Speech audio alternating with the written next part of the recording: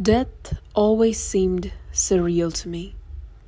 To think that the person you're talking to right now, the person you most rely on, the person you most despise, and most importantly yourself, will one day cut ties with their earthly existence, felt unfathomable. I always seem to forget that death is a spontaneous event that takes place as a result of the contract we sign at birth to live, to breathe, to feel. Death feels frightening, liberating, and consoling all at the same time. Humans have different opinions and different visions on what happens after death. Some believe you either attain hell or heaven, depending on the way you lived. Some believe you reincarnate, and some believe it's the end and nothing more. Everyone has a right to hold on to their opinion without inflicting harm upon others. When I was younger, I held on to the belief that if you're gonna die someday, why live anyway? And that made me see the worst in every single aspect of life. I drew myself away from setting goals because what even is the point?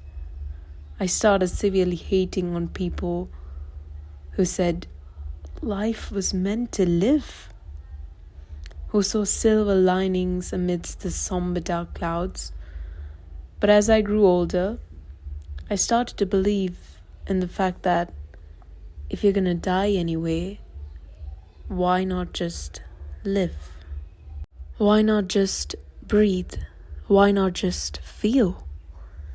Death is inevitable, unpredictable, and out of anyone's control.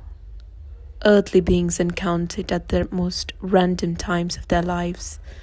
But on the other hand, life is something we can be in control of to a certain extent. If someone were to tell you that you only had 24 hours to live, how would you spend those last hours? Would you tremble in anxiety as death awaits after the clock strikes 12 a.m.? Would you still hold on to your feelings and not confess to the person you secretly admire from afar?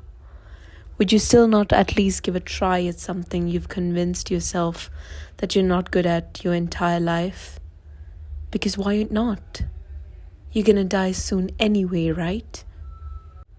Life provides you with a platform to make memories, to make mistakes, to feel alive while you commit to things you're passionate about, to feel emotions, to embrace them, to value people, to value yourself, to reach the impossible, the unthinkable, to become a better version of yourself, to love without attachments, to live without attachments, to feel without attachments, so that when death comes along, you will embrace it, just as you did with life.